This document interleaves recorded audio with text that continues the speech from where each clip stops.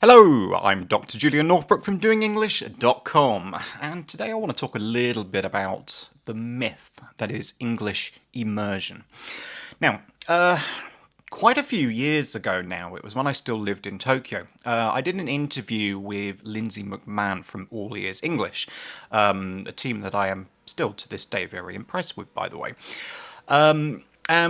Amongst other things, we talked a lot about the concept of English immersion and about the realities of living in the environment of the language that you are trying to learn. In her case, it was Spanish. Obviously, here we're talking about English.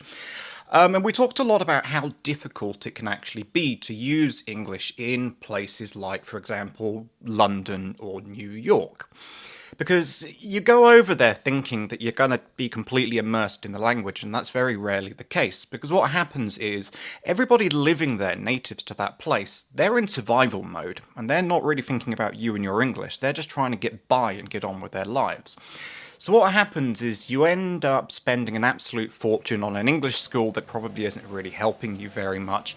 You end up isolated, alone, lonely, depressed, so you go out and inevitably end up making friends with people from your own country and then build a bubble around yourself of your first language.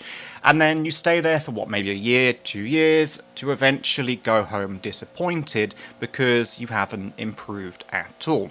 In fact, an extreme case, I knew a Japanese girl who went to Australia to improve her English and basically just ended up making friends with Japanese people and people who were studying Japanese as a second language and came back worse at English than she was when she went there. This is a very common story, and it happens all the time. But what you've got to know is this. You make your English environment, not the place that you are in. It doesn't matter whether you live in Taipei, Tokyo, Sao Paulo, anywhere. It doesn't actually matter where you are. It is perfectly possible to build an English routine around yourself. Yes, living in an English-speaking country, and I'm sorry about the background noise, hopefully it's not going into the microphone too much. The gardeners opposite have decided to start strimming, and they weren't when I started this video. But I don't want to start again. Bloody hell, never mind. So what I was saying is, it doesn't actually matter where you are. Yes, living in an English-speaking country can help. It can make things easier because there are more opportunities. But opportunities are only useful if you actually take them. And the reality is most people don't take them. But also at the same time, there are plenty of opportunities wherever you are. You just need to find them and you need to take them. The way I always like to put it is that living in an English-speaking country is neither necessary nor sufficient. Meaning you don't actually need to live in an English-speaking country to get the opportunities and to study and to learn and to use English.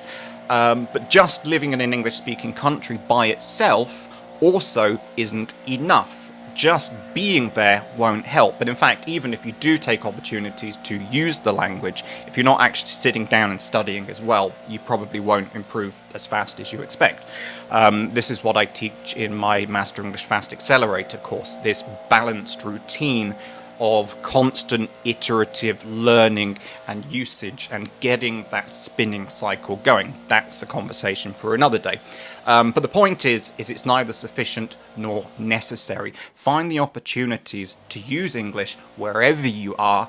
Take them. Seize the day. Carpe diem, as it were, and just get on with it. But don't expect to be able to just be in an English-speaking country, in an English-speaking city, and to magically get good like you've had fairy dust sprinkled all over you, because it ain't gonna happen. If you want more help from me, head over to doingenglish.com, sign up for my free daily email tips. They go out pretty much every day unless I take a break, which does happen occasionally.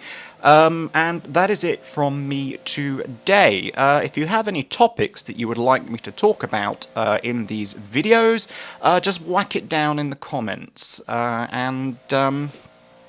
If it's interesting enough to me, I'm not going to beat around the bush. If I don't find it interesting, I probably won't reply, but if it's interesting enough to me, I will make a video about it. That is it for me today. I've got to reach the stop button. Bye bye.